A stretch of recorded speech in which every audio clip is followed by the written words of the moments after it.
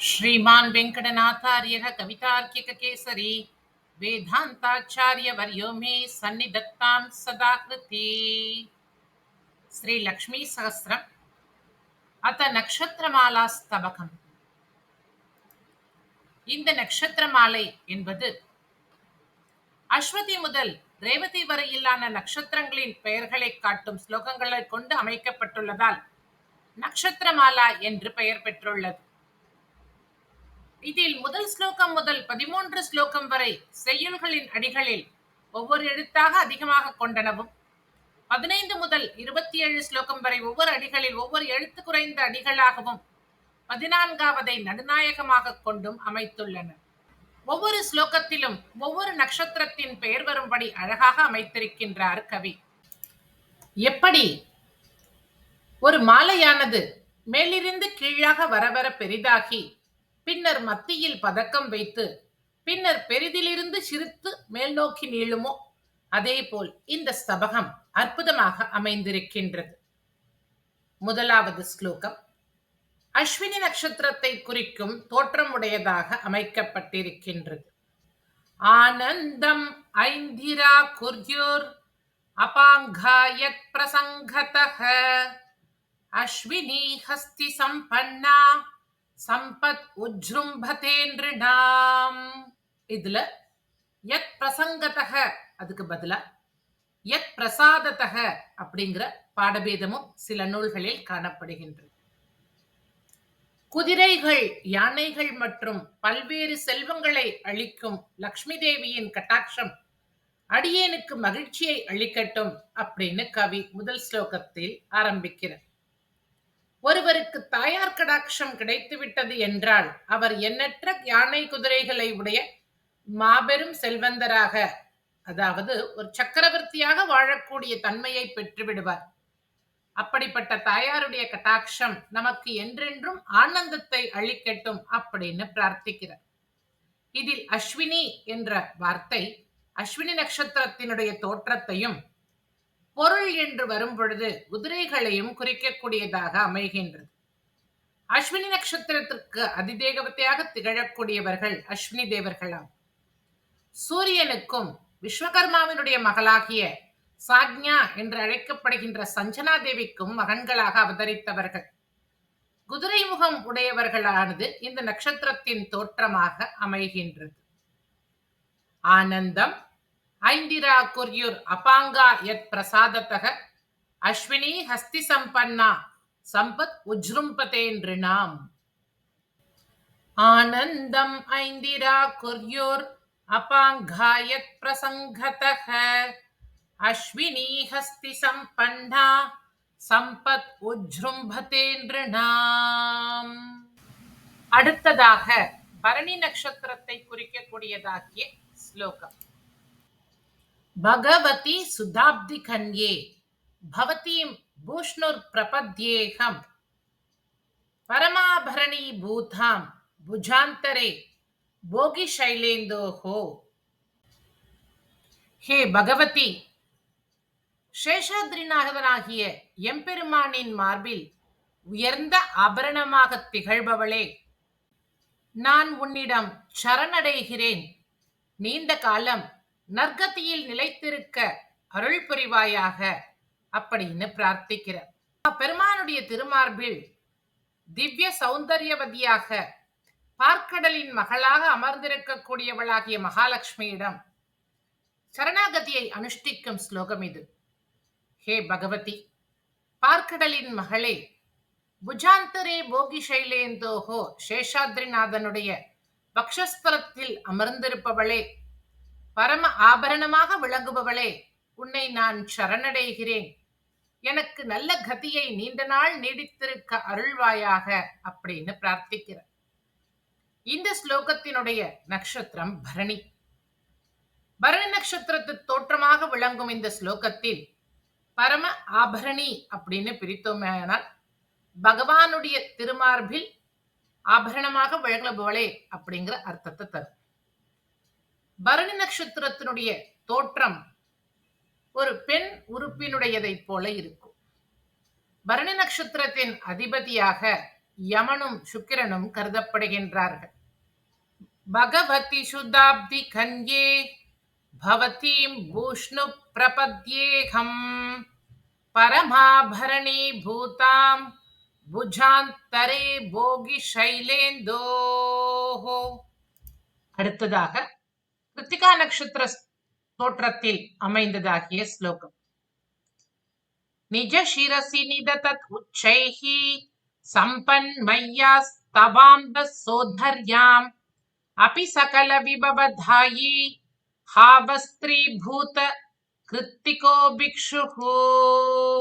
யானையின் தோலை அணிந்து யாச்சகர் போல் இருக்கும் சிவபெருமான் வரங்களை வழங்கும் சக்தியை பெற்றது அவருடைய தலையில் உன்னுடைய சகோதரனான சந்திரனை அணிந்திருப்பதாலே என்பது இந்த ஸ்லோகத்தின் பொருளாகும்.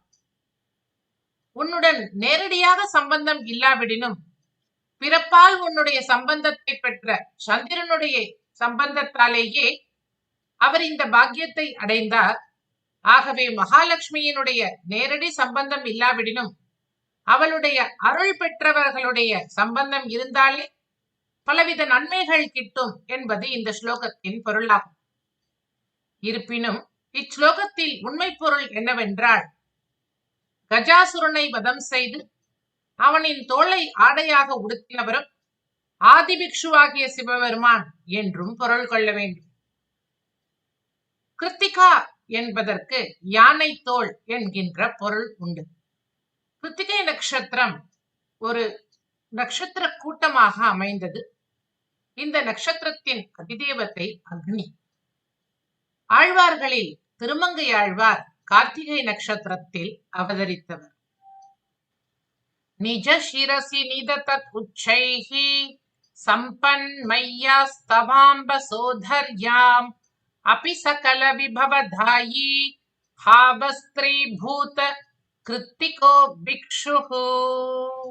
இந்த ஸ்லோகத்துல இரண்டாவது வரியில சோதர்யம் அப்படிங்கிறதுக்கு பதிலா சோதர்யாம் அப்படிங்கிற பாடபேதமும் இருக்கு. அடுத்ததாக ரோஹிணி நட்சத்திரத்தை குறிக்கும் ஸ்லோகம்.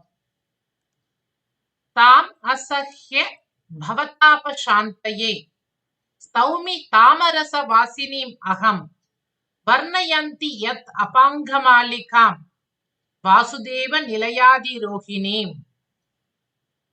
தாயே, தாமரையில் வசிப்பவளே, எங்களுடைய சம்சார தாபங்களை நீக்குமாறு அடியேன் உன்னையே பற்றுகின்றேன்.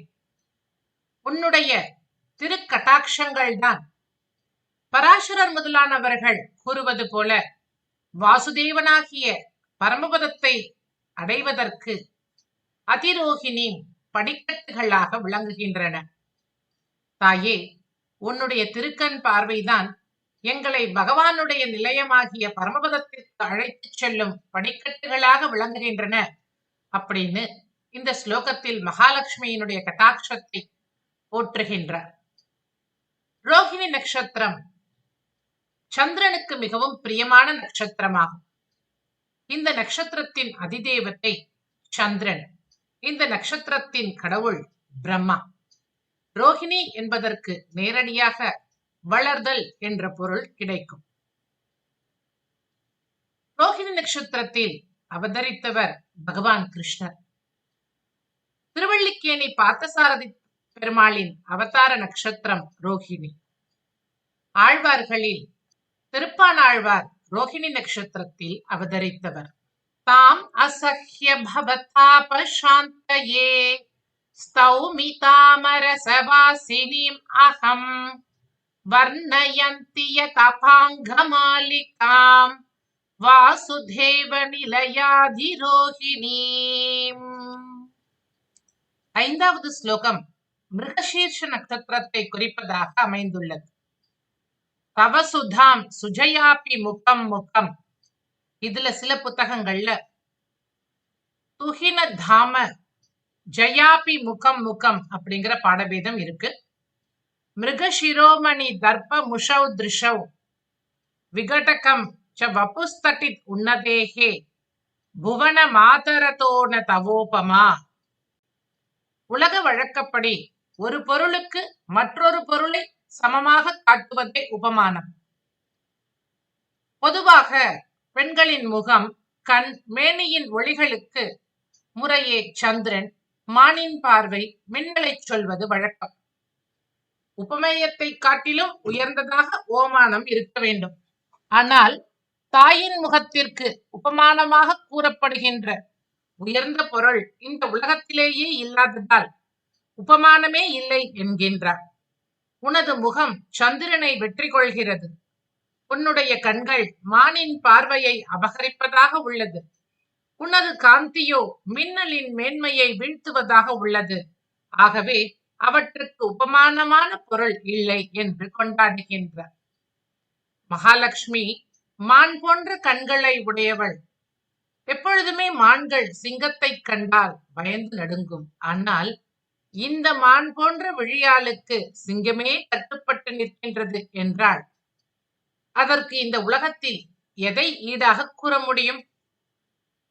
இந்த ஸ்லோகத்தில் மிருகஷிரோ என்பது மிருகசீர்ஷ நட்சத்திரத்தையும், மிருகஷிரோமணி என்பது மானின் கண்கள் என்ற பொருளையும் கொண்டு வருகின்றது. ஜோதிட அடிப்படையில் மிருகசீர்ஷ நட்சத்திரம் மானின் தலை போன்ற அமைப்பை உடையதாக இருக்கின்றது. மிருகசீர்ஷ நட்சத்திரத்தின் அதிதேவதையாக செவ்வாய் கொண்டாடப்படுகின்றார். தேவி பாகவதத்தில் பார்வதி தேவி மிருகசீர்ஷ நட்சத்திரத்தில் உதித்தாள் என்று கூறப்படுகின்றது. தவ சுத்தாம் சுஜயாபி முகம் முகம் மிருகஷிரோமணி தர்ப முஷௌ திருஷௌ விகடகம் ச வர்புஸ்தடித் உன்னதேஹே புவன மாதரதோ ந தவோபமா. கவிதார்க்கிக சிம்ஹாய கல்யாண குணசாலினே ஸ்ரீமதே வெங்கடேஷாய வேதாந்த குரவே நமः. ஸ்ரீமதே நிகமாந்த மகாதேசிகாய நமः.